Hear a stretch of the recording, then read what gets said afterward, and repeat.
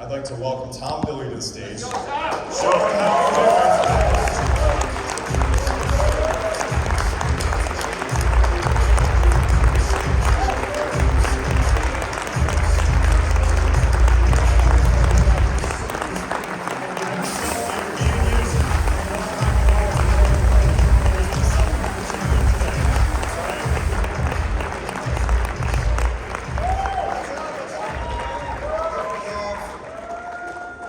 Can you hear me? There we go. All right, what's up, everybody? It is great to see you. Thank you so much for having me.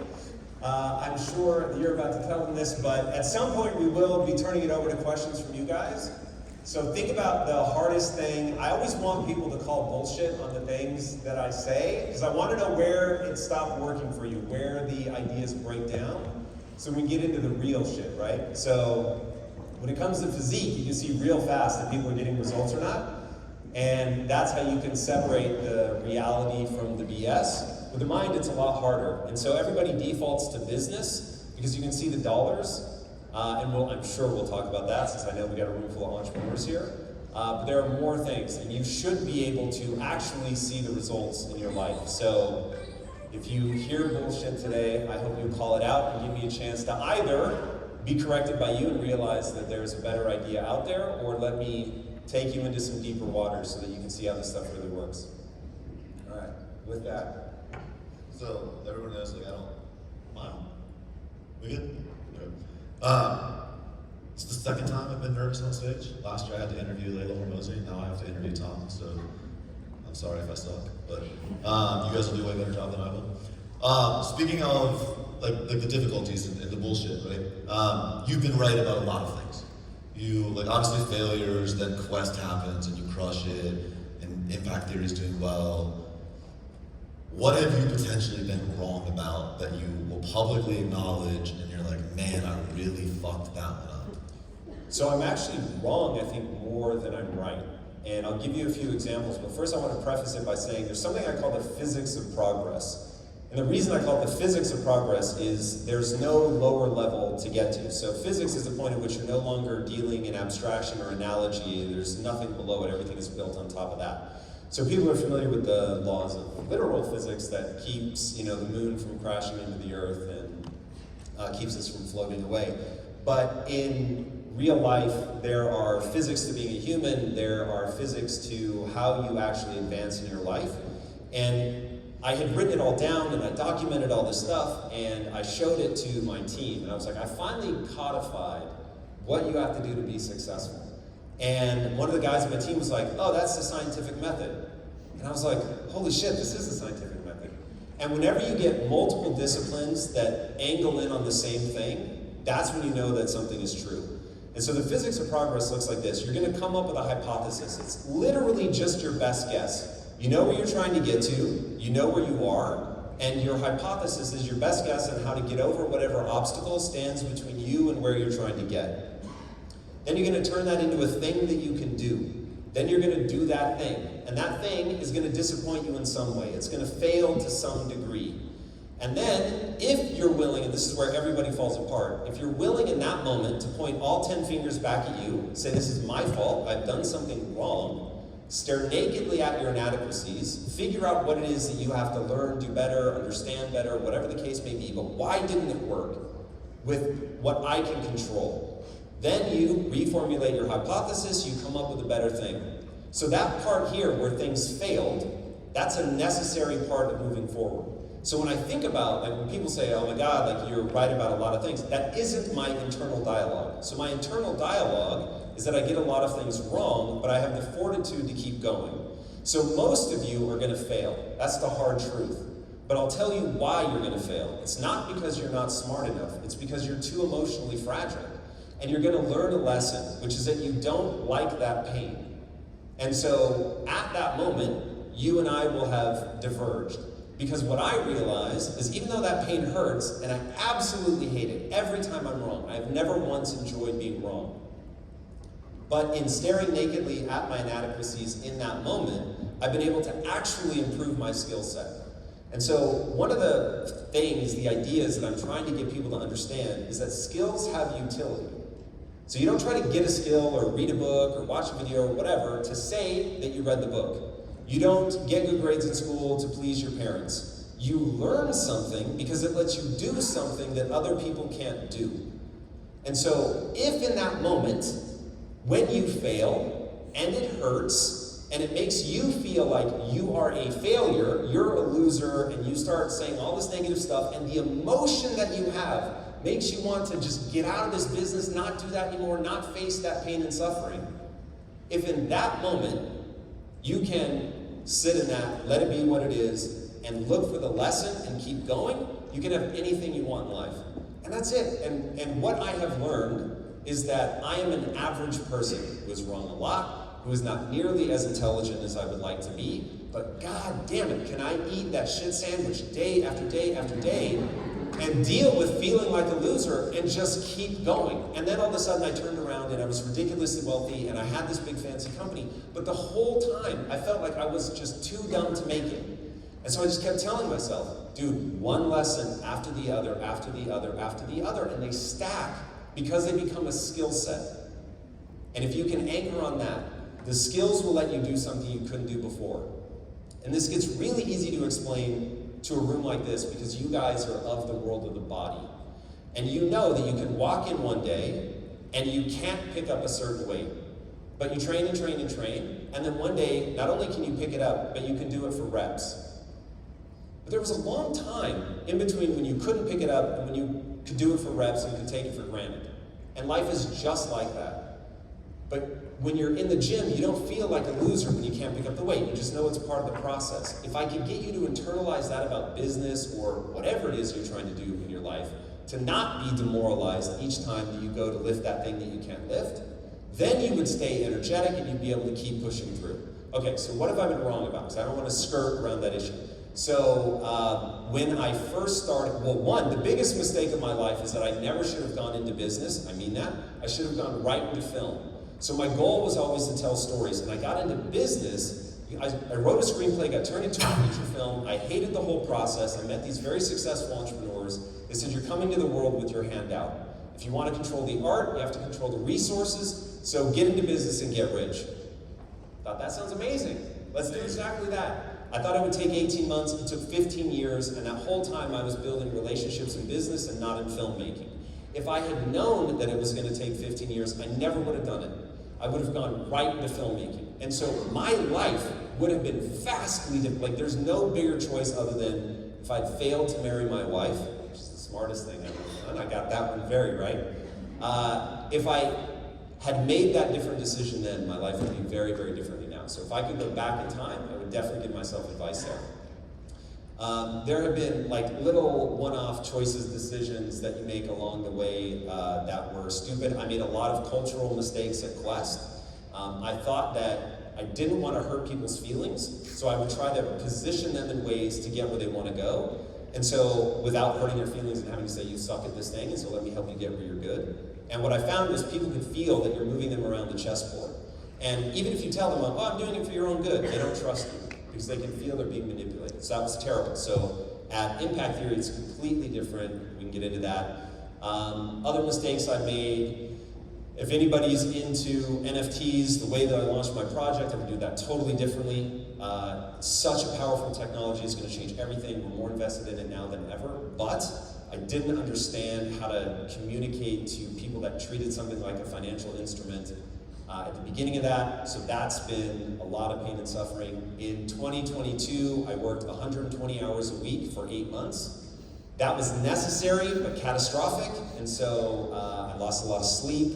My wife said it was the worst year of our marriage. So I could literally just keep going and going and going because I make a lot of mistakes, but I never blame anybody else. I'm always taking it on myself, and I'm asking myself, okay, what was the lesson I learned? It's amazing. I look back at we were talking over there, and I said I've listened to probably the first 50-ish episodes of Impact Theory. Early follower. One of the things that you talked about similar time as Gary Vee was AI from an Alexa skill standpoint. And in the very beginning, it was like, download my Alexa skill. Obviously, we've transitioned to like kind of a new connotation of AI. It didn't take off then. It looks like it's going to take off now. What's the difference? Why is this so much better, and where is it going? So those are, you could draw a parallel to those two things, but I would say those are dramatically different. Now, if we're going to get into AI, this is a really interesting conversation I will tell each and every one of you. AI is going to be so life-altering that if you right now have your head down on it, don't. This is not one that you can ignore. You will get left behind. So if you've ever heard the phrase skate to where the puck is going to be, that is a very difficult task when the puck is teleporting. And AI is moving so fast that the puck is now teleporting. And the only way for you to teleport with it is going to be to use AI. So I would say that the Alexa route, which we went way down that road in the early days, is very, very different. So AI, raise your hand if you know what the Turing test is. Wow. Okay. Buckle up, everybody. Okay, so the Turing test, a guy named Alan Turing, amazing, one of the earliest computer scientists, helped crack the World War II codes that helped the Allies win. And he makes a prediction, this is in, I think, the 40s. And he says, one day, computers will be able to mimic human intelligence to the point that a human will not be able to tell that the machine is not a human. And so everybody was like, never gonna happen, and then it's already happened.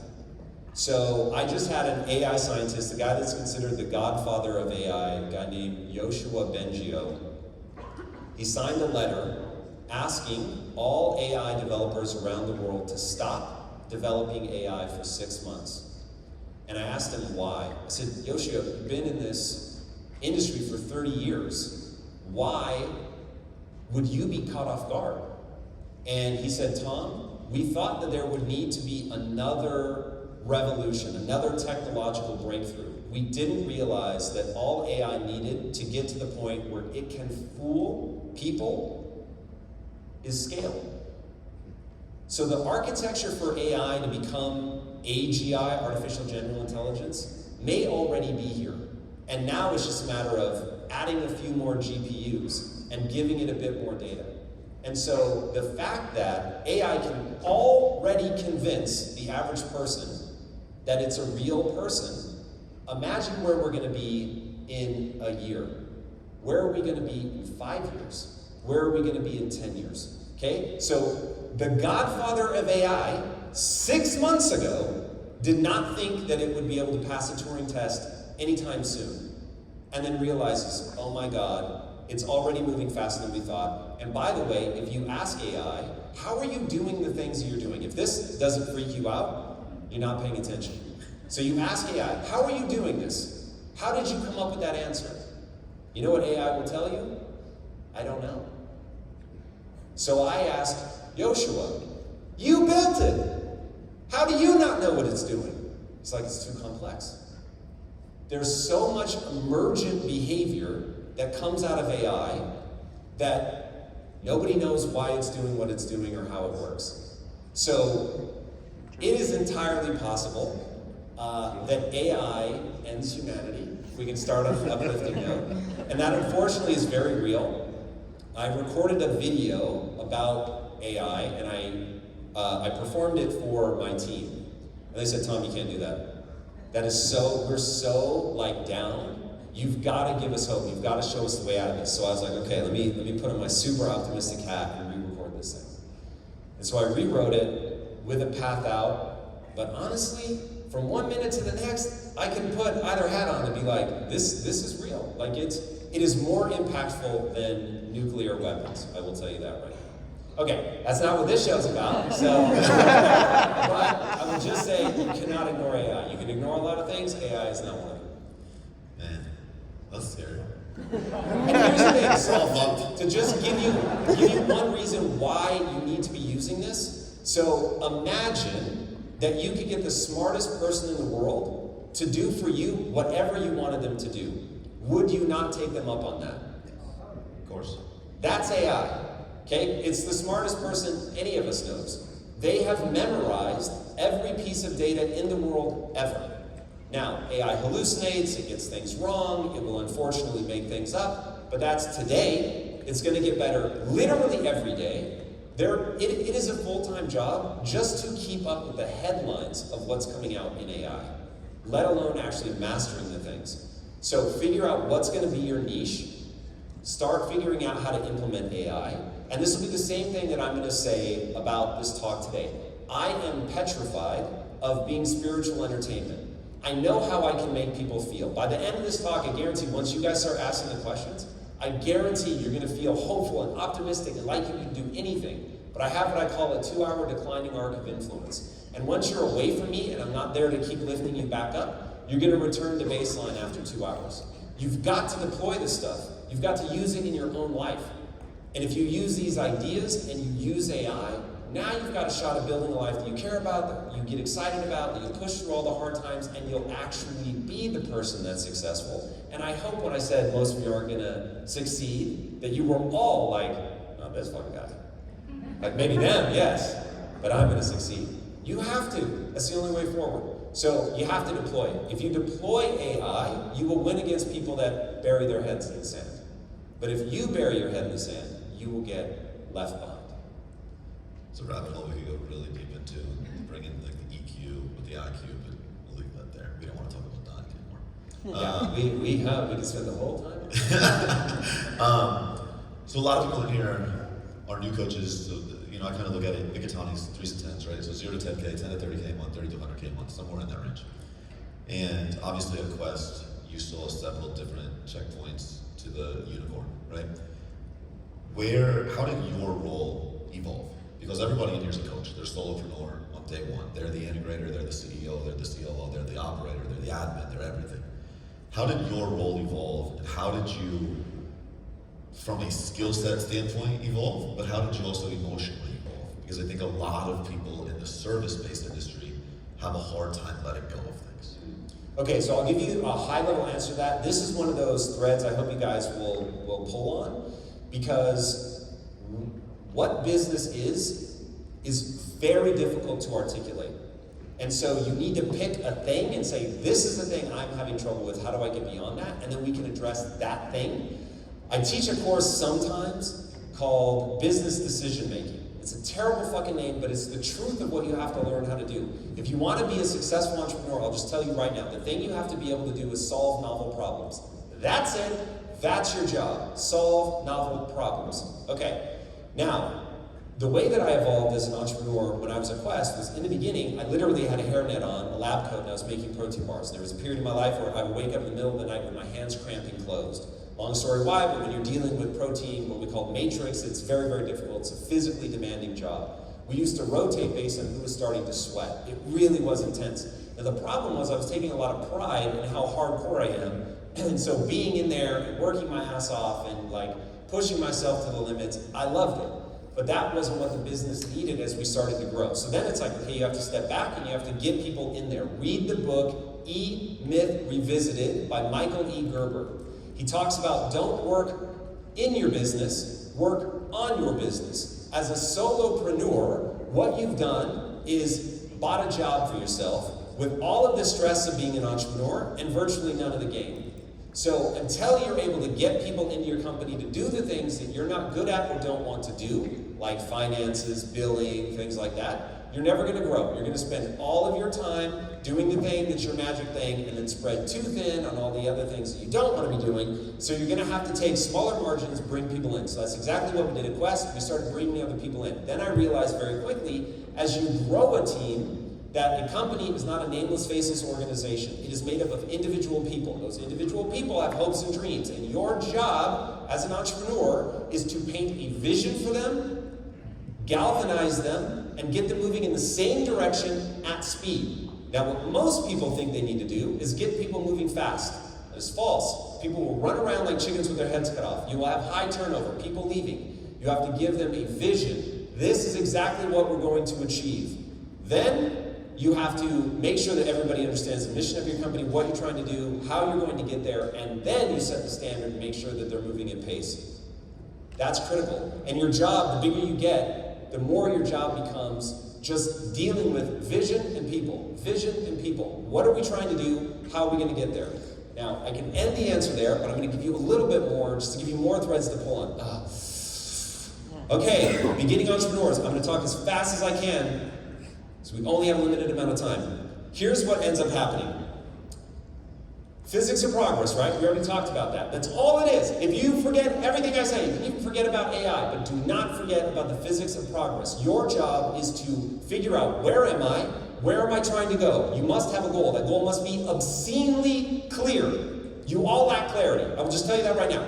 Every entrepreneur lacks clarity, myself included. All I try to do is get myself more clear, get my team clear. I am here. Here's where I'm trying to go. I come up with my best guess on how to get there. I identify what is the obstacle that stands between where I am and where I want to be. And why won't I overcome that obstacle automatically? That's a fair question, right? If you sit and do nothing, or worse, if you just keep doing what you're doing now, why aren't you going to get to your goal? Because you won't.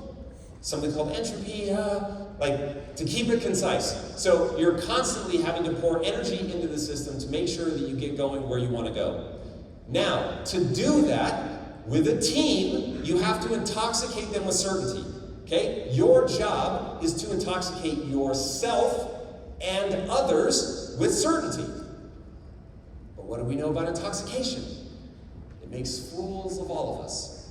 So the other thing that you have to do is you have to constantly not believe yourself.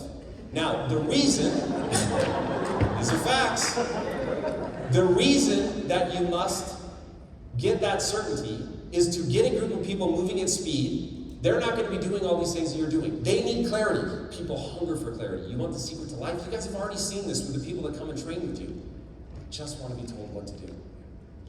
They just want somebody to think for them. Don't make me think. Just tell me how many sets, tell me how many reps, tell me what exercise, and if I'm getting the results, I'm very happy. That's exactly what you're going to do with your team. Now, to intoxicate them with certainty, you have to come up with a plan that connects dots, right? So there's not a straight line between you and where you want to go. There's 1,000 little dots. And you have to come up with a narrative that's going to explain why what you're going to do is going to work in order to get you where you want to go. You need to do that because the narrative can be imparted upon other people. The narrative is going to be your marketing message, right? He was spewing my marketing propaganda for me before I even walked up on the stage. Technically not you, but when I was being introduced, right? So that's the narrative, right? But that's not my day-to-day reality. My day-to-day reality is like in the nitty-gritty of, is this tracking pixel working right? So you've got to give them that narrative. It's something that they can hold on to. But then, when you're by yourself or with that quiet group of people where you can be completely raw, you've got to be like, why isn't this going to work? And whenever I go seek advice, that's the question I ask. Why am I going to fail? Don't tell me all the things I'm doing right. Why am I going to fail? What are the pitfalls? What are the things I don't see coming?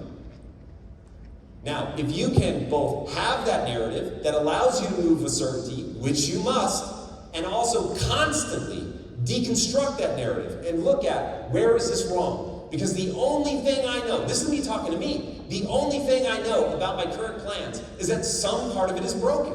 And that if I'm not constantly trying to figure out where, which part, how do I change it, in what exact specific way, I'm never going to get where I want to go. So, narrative, intoxicate them with clarity, constantly challenge your own narrative, constantly seek disconfirming evidence, empower your team to tell you when you're wrong and when you're crazy, which is why I'm even asking you guys. If you smell bullshit in anything I say, Tom, I've tried that and it doesn't work, and it doesn't work for this reason.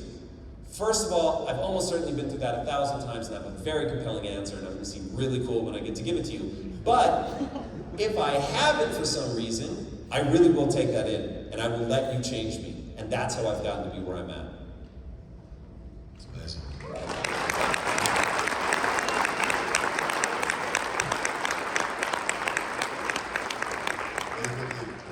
Tyler, will you grab the box? While he goes to, guys, if you have questions, just raise your hand. Tyler will bring you the box. While he does that, you obviously exited Quest at $1 billion. How many opportunities did you have to exit before that? Why did you not do it, and what made you do it at $1 billion? Yeah, so when you start having that kind of success, obviously people take note. Sure. So we got courted for a long time with people that wanted to invest. Nobody came and said, we want to buy you, Wow. but people wanted to invest. And we said, no. But there was this one guy, and I was like, make friends before you need them. So I started to get to know him. And the company just kept getting bigger and bigger and bigger. And keep in mind, like when you build a company, so on paper I'm worth hundreds of millions of dollars, but I'm driving a beat up Ford Focus with a leaky exhaust that rattles when you drive down the freeway, right? I'm bumming rides off my employees because my wife and I share a car. So you're rich, but you don't feel rich. So we finally realized, okay, we've built this behemoth. It's worth so much money, and we're one like peanut death away from losing everything. Like if somebody gets sick, eats a bar, and then like the brand gets tainted, you're screwed. We just thought, you know what, let's take a little bit of money off the table. And so at the valuation, which was massive, a very small percentage was life-changing wealth.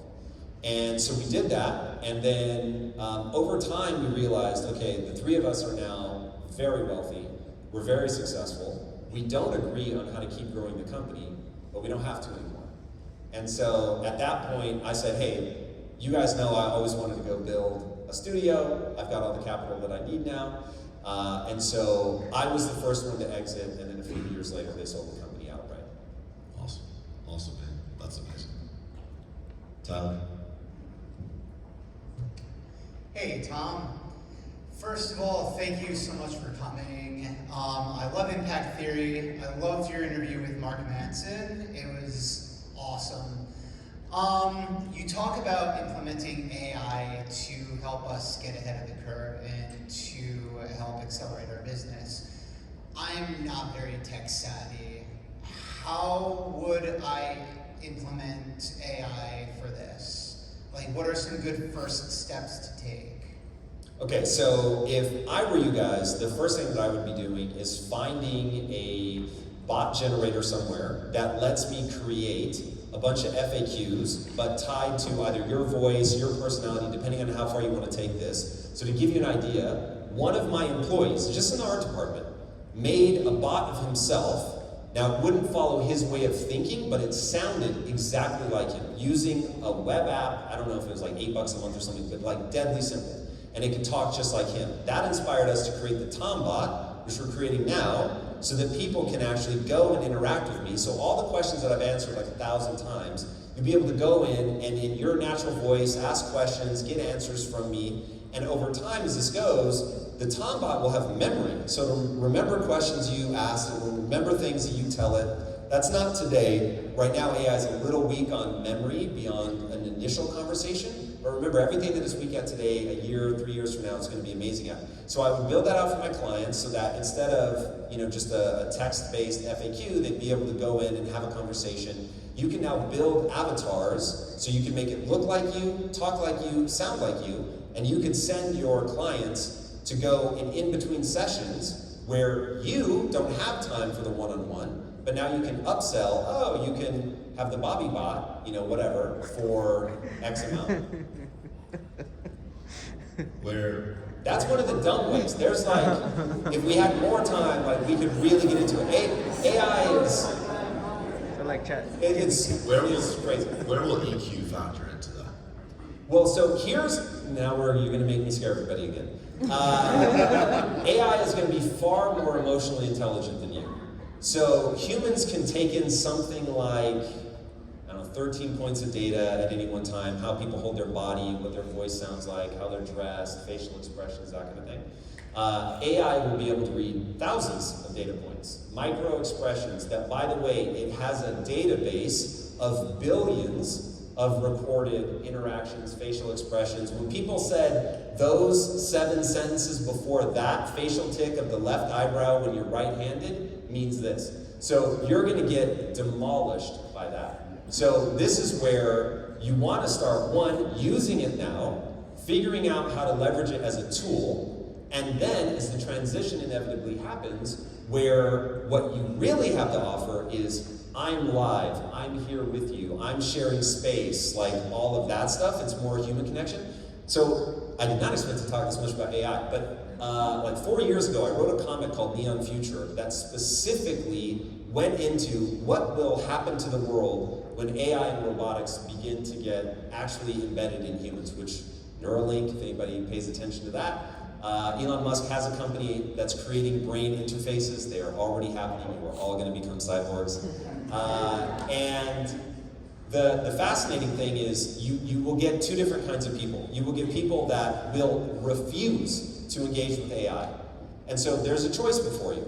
You can serve that clientele. Like if you, like I see you like not loving some of the things I'm saying about AI.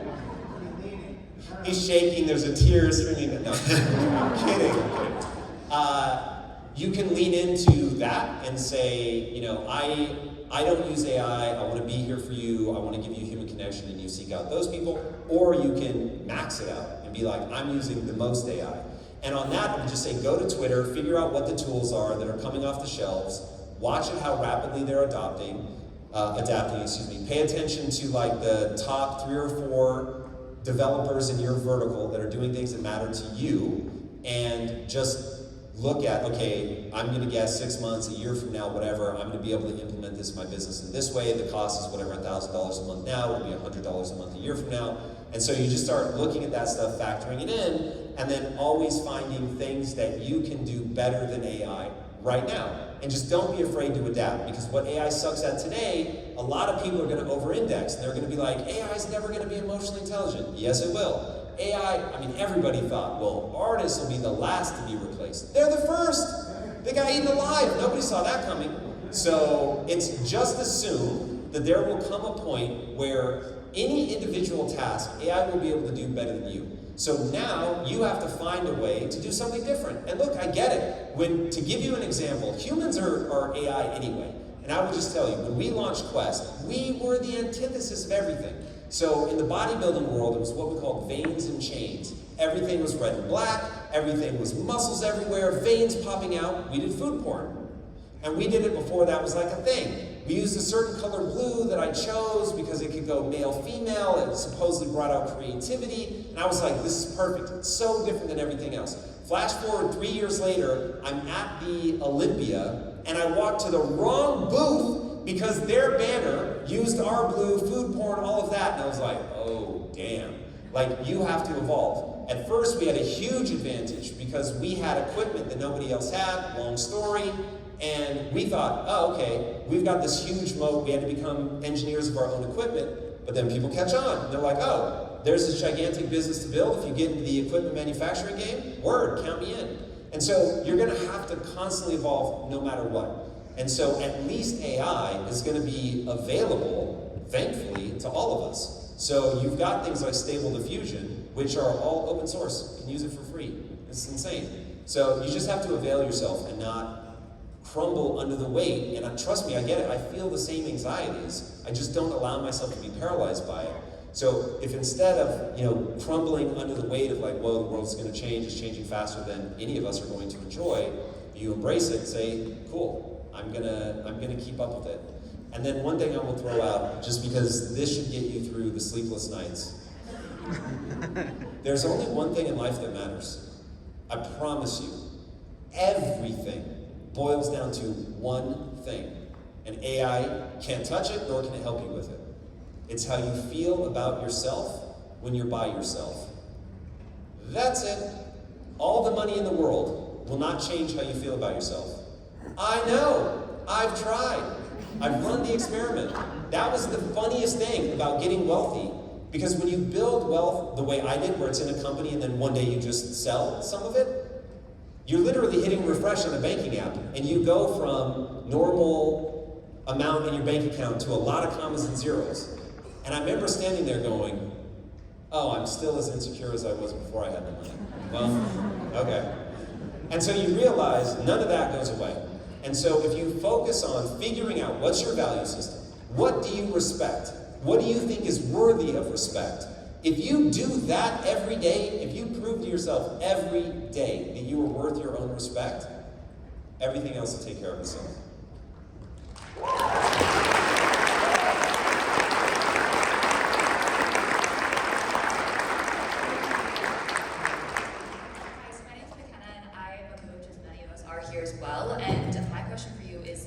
When you're starting a business, obviously you have a great business, huge, and a lot of employees, but on the smaller side of things, when you're starting as like the marketer, the CEO, the financial person, like all of the things, how do you pick to find that clarity that you were talking about? That's the biggest thing that I think I'm missing.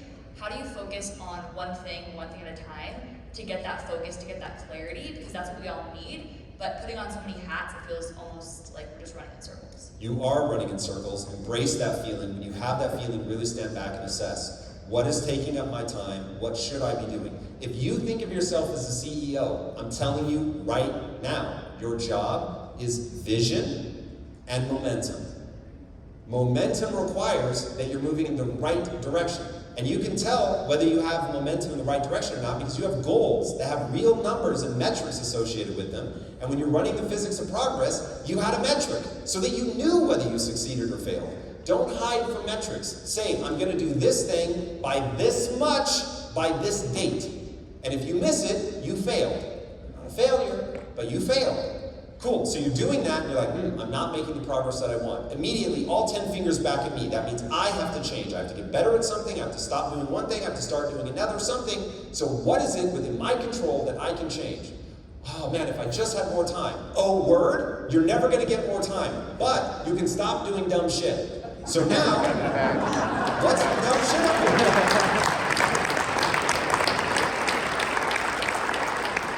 So figure out, what's the dumb shit I'm doing? And what's the high impact stuff that I can do?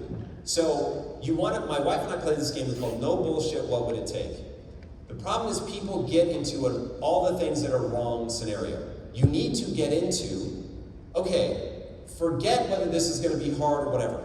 I need to be in a solution-oriented mindset. What would need to be true for me to overcome this obstacle? Well, Tom, you'd have to have $200 million. Good luck. Well, Tom, you'd have to outperform AI. Good luck. Okay, I've identified the problem. So now how do I get $200 million? Well, I could rob a bank. Actually, that's probably a pretty terrible idea. I could run a scam, and I could scam people out of money on the internet. Word?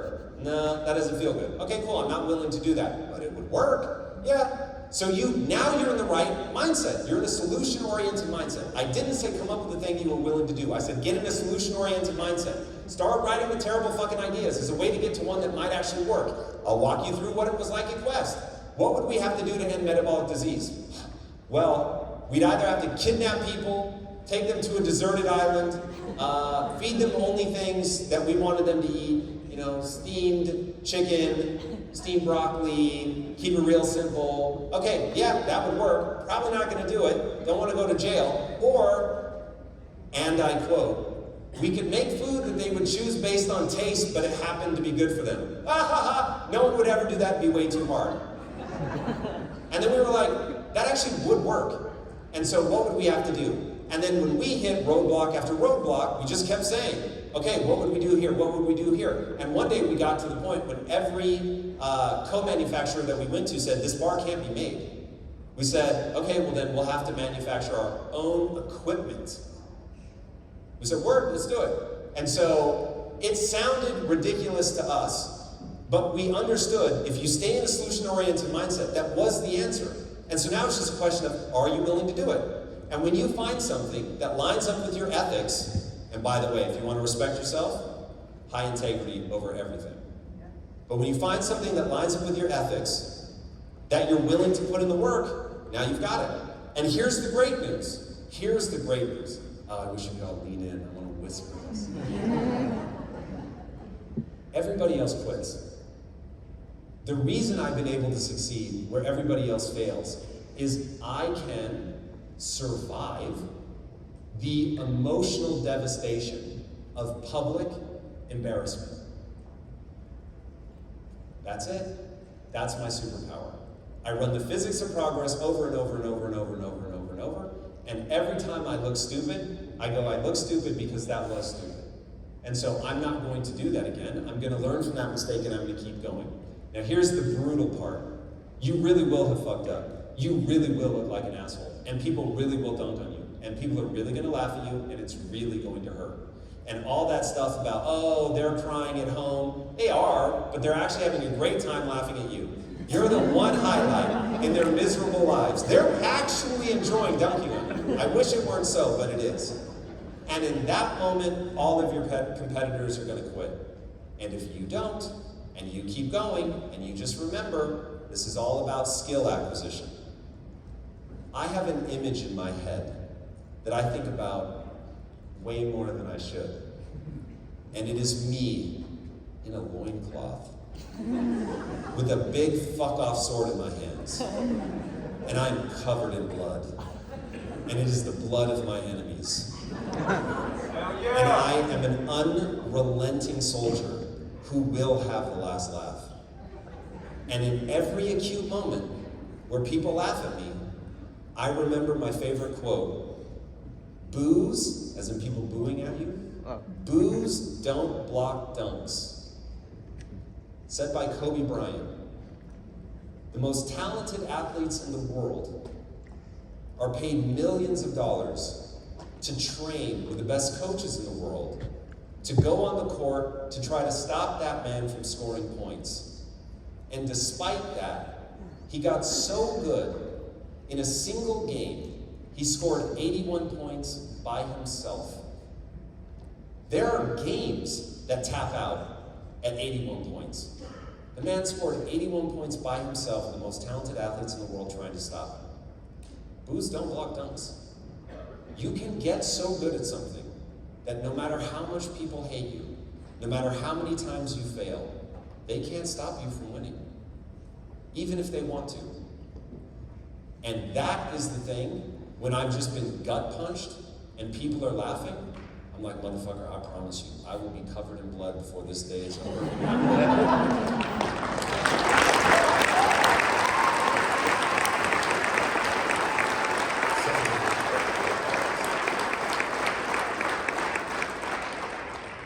How you doing, Tom? I'm Mark. I am CEO of Manifest Fitness Institute, personal training school, one-stop shop for fitness education. And I have a team back there who I brought. It's their first coaching con. There they are right there. I love them. I love them. That's my family. And you spoke earlier of your mission and having vision and speaking that. I speak my goals every day out loud to everybody. Jason's heard it a million times. I even text him sometimes. Is that the one about coming up here? Yes, absolutely.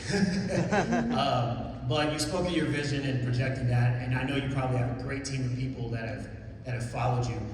I want to empower my team's creativity and their place in the mission of where we're going. And what advice would you give of how to let your people know their place in the mission and how to empower their creativity so my team can hear it and they can continue to be rock stars? All right, there's two things. This is real easy, but most people are unwilling to do it. So at Impact Theory, what we tell every employee, from an intern to a C-level person, everybody in this company has the right to dent the car, but nobody, including myself, has the right to total it. So if whatever you're about to do is just going to dent the car, go for it. Try it. See if you're right. You're probably going to be wrong a lot, but give it a shot. Because I need you to bring the full weight of your talent and intelligence to the table. And then the other is, you have to hold them to a high-ass standard. And the truth is, I almost interrupted you because you said, that's my family. And I hope not. Now, if they're your teammates, I'm on board. But family's forever. Teammates have to earn their spot every day. And as a CEO, people will leave. If I'm not delivering, they leave. Every day I know that. And I show up to play, to set the standard, to go out, slay dragons, to give them the certainty that they need, to be humble, but to go into battle and not be afraid to really lead. But if I turn and they're not doing their job, I'm going to tell them about it. And I expect them to tell me. And so we have in our company something called the dot collector. And anybody in the company can give anybody else public feedback on what they are doing, how they're performing. Now, any one dot's meaningless, but patterns matter.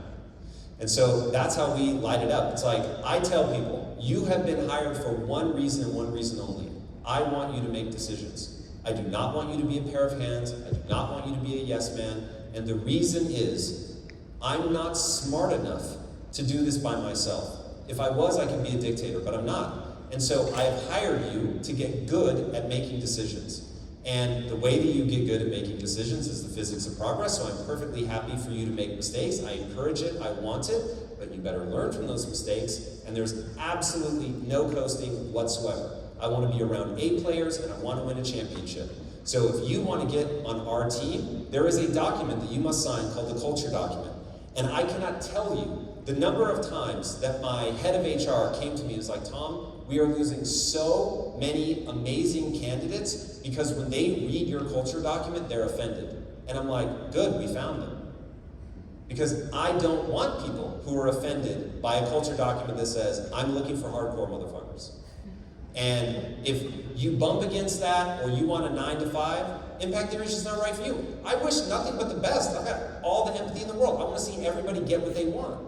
But impact theory is a thing. It's a specific flavor. It's a specific type of person. And if you're that type of person, you're going to love it. We're going to love being with you. But if you're not that kind of person, we're not. So actually let them do things, actually let them fail, and insist that they learn from it.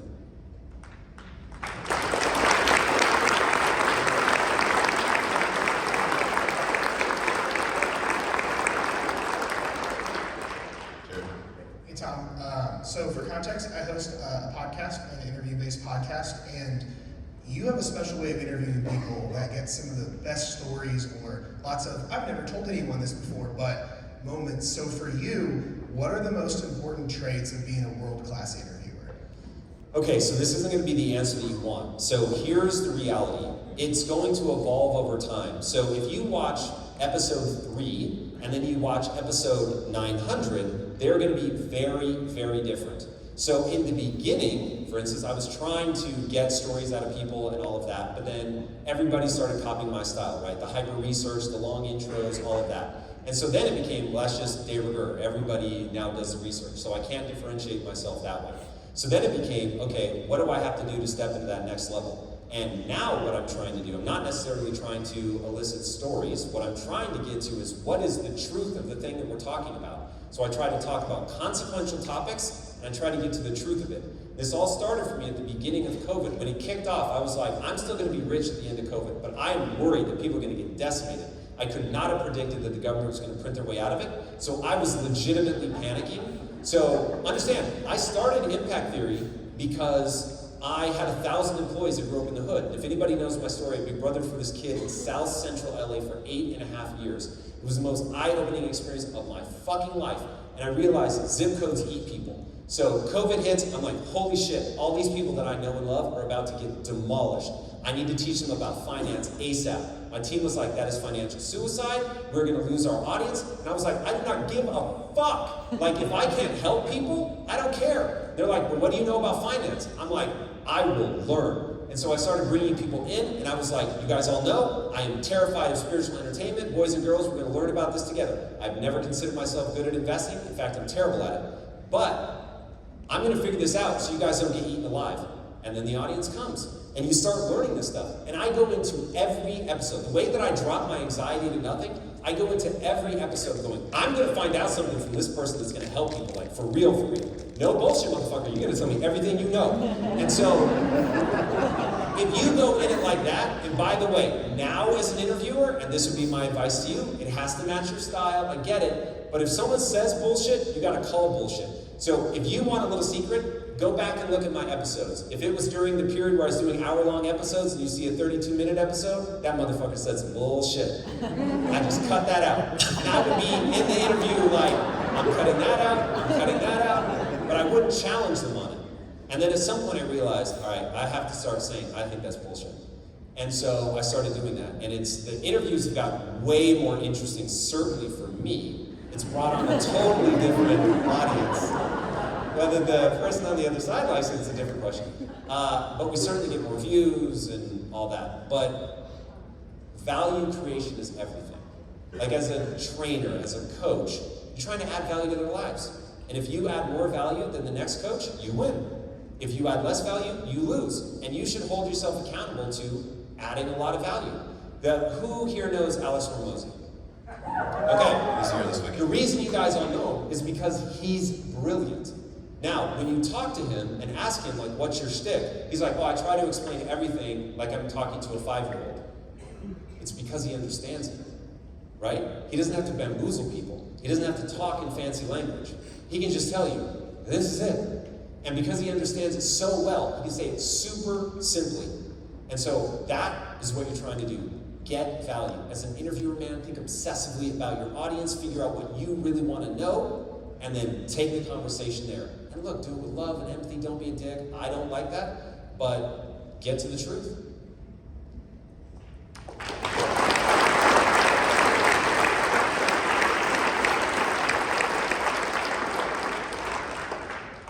So Tom, just like you, I like to play Mythbusters. So when Jason was speaking this morning, he said that one thing that AI cannot replace is human connection.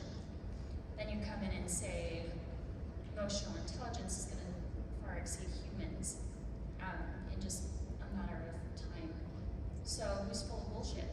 Yeah, so I will tell you this. Never bet against technological advancement. Now, here is what I assume he means, is especially right now, the one thing AI can't do is be a human. So it can't deal with physicality. And so you sharing space, you having a history, you being able to relate in a way that an AI won't be able to relate, that's a really powerful thing to lean into right now today. Then, let me tell you, that they've already built living skin over robotic hands. It is only a matter of time. In your lifetime, humans will either be, I wish I was kidding, humans will either be obliterated, or we will live in harmony with a far superior creature, or we will merge with technology. One of those paths is going to be real. It's just a question of time. Now, what's the only thing that matters? How you feel about yourself when you're by yourself. Now, the good news is that really is true. That is the physics of the human condition. And so the reason that people get scared is because they don't yet understand how to derive meaning and purpose without it being in a competitive, entrepreneurial work environment. That is just one proxy for what meaning and purpose really is. What meaning and purpose really is doing something that you love, working really hard at it. These are evolutionary cues, you can't get around this. This is what I call the recipe for fulfillment. You're gonna work really hard to gain a set of skills that matter to you, that allow you to serve other people in a way you find exciting. That's it. And so, if you can do that, and by the way, if robots end up becoming more human than human, go serve robots. What the problem is? It's just, they happen to have different insides. Don't be racist.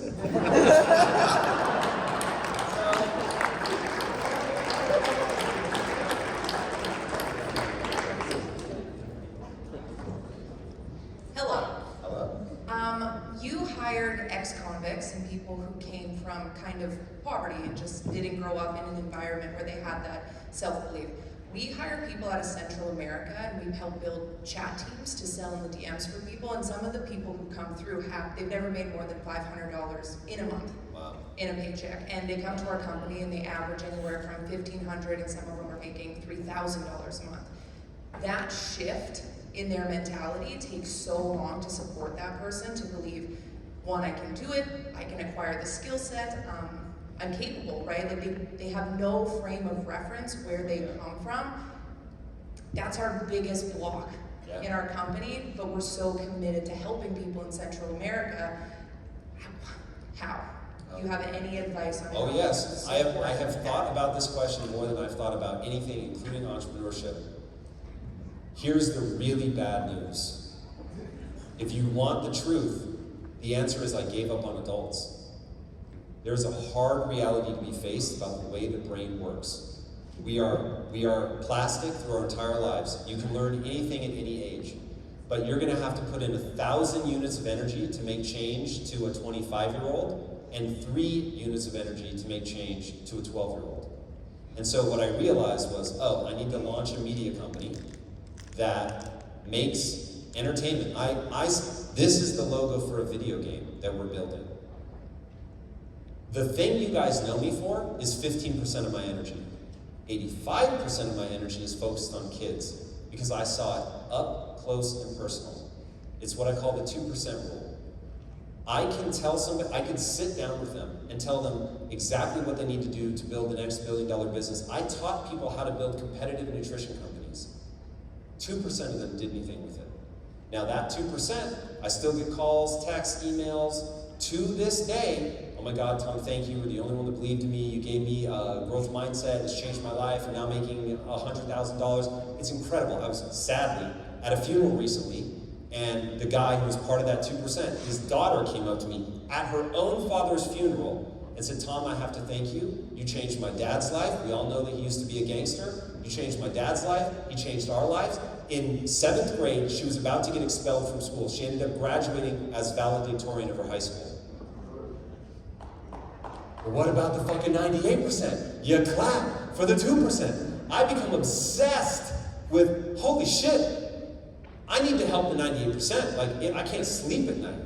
And so I realized there's just hard realities to be faced, and I love you and you're amazing if you're just gonna beat your head and go, I'm gonna pour in these 1,000 units, but he and I are gonna build AI bots that are gonna go take care of the adults, and then I'm gonna focus on kids. Because, oh my God, it's so much easier to just give them the right mindset when they're young than to have to unwind all of it. Somebody said to me today, it's easier to tie a knot than untie a knot. I wish that wasn't true, because I know you guys all deal with adults, but that shit's just real. I didn't promise I'd make you happy, I just promised I'd tell you the truth.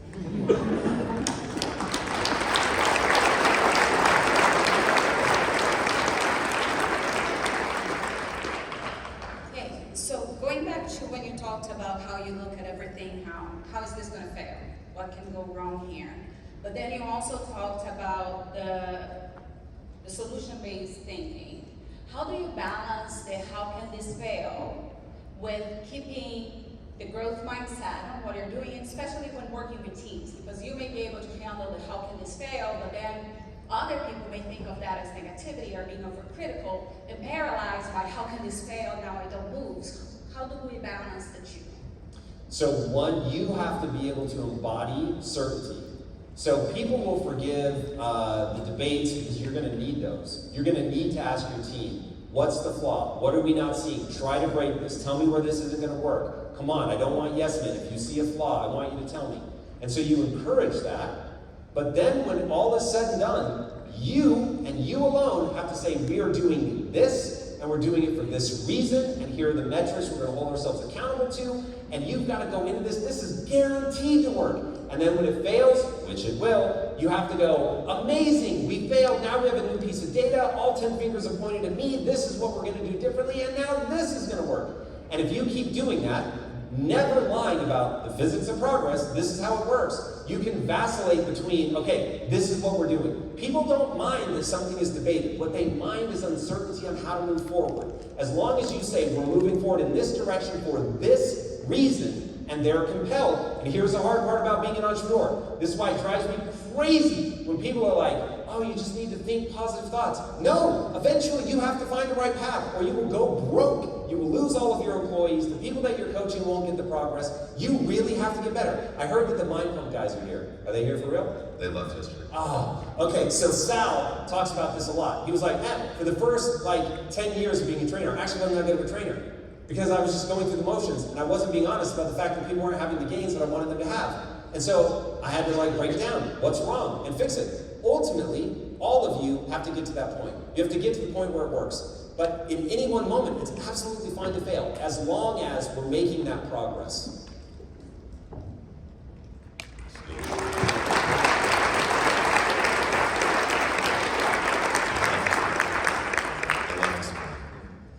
Guys, last one. Hi, my name is Kelsa, and I run a business that's actually going really great. It's been going great for a number of years now. I'm really proud of that. Consistent, solid revenue and profits. Team that I absolutely trust and is amazing. And this summer, I'm taking 2 months in June and July, sort of a sabbatical from the business, and spending it at a lake house with my family and 2 young kids and that kind of thing. And I'm wondering if you've ever done that, if you've ever taken extended time away from your business. And 2, what advice you have for me, because of all the scary leaps I've taken in business over the years, this one actually terrifies me the most, I think. So no, I have not done that, but that is only because if I have an addiction, it's work, and I have grown to love the process of problem solving. So I don't think it's weird. I think everybody should optimize their life for what fills them with the most joy. And so if that's the play, now you just need to make sure that you have SOPs, standard operating procedures, so your team knows what is, I would say, what's the impact theory way, right? I always tell people, don't try to think like Tom. Think in the impact theory way. This is the culture, this is how we solve problems, physics of progress, all of that. I would make sure that everybody knows how to think in that way. I would make sure everybody knows what to do, who's responsible for what, make sure every task has a responsible party so that nothing's gonna fall between the cracks, because one of the things that a CEO does is just continually bring the group back together, right? Each part of your company as you scale is gonna begin to silo, no matter how hard you work for it not to happen. And so you want to make sure that they know how to start crossing that, who's going to be responsible for bringing people back together, make sure that there are systems and processes in place, and then as long as everybody's following that protocol, and then they know under what circumstances do they reach out to you, and under what circumstances do they not, you're good. The one last thing on that I will say, just know they're never going to do it as well as you, and they're never going to care as much as you care. If they did, they would start their own company. So you have to make sure that you have that expectation. Doesn't mean you don't hold them to a standard, you do, but just understand that that's why you have the level of anxiety that you have, is you know that you fill in gaps and smooth things out and connect things when they need to be connected, you hold the vision, all that stuff. And so if you are meaningfully playing the role as CEO, you will be missed. And if you're not interested any longer in meaningfully playing the role of CEO, then just put somebody in that role, right? Because ultimately that role has to be done. But if you've got the SOPs, the systems, everybody knows the right way to think, everybody knows the mission, everybody knows which way they're going, how to respond to failure, then it should still be great. But at some point, if you're going to step out in longer and longer increments, you will need someone in that role.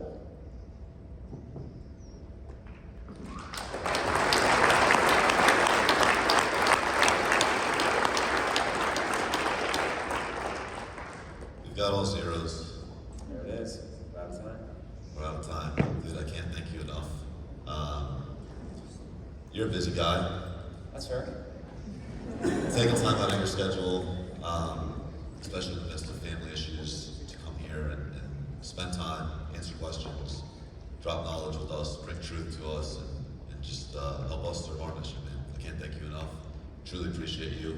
Guys, clap it up one more time for Tom. Thank you guys so much.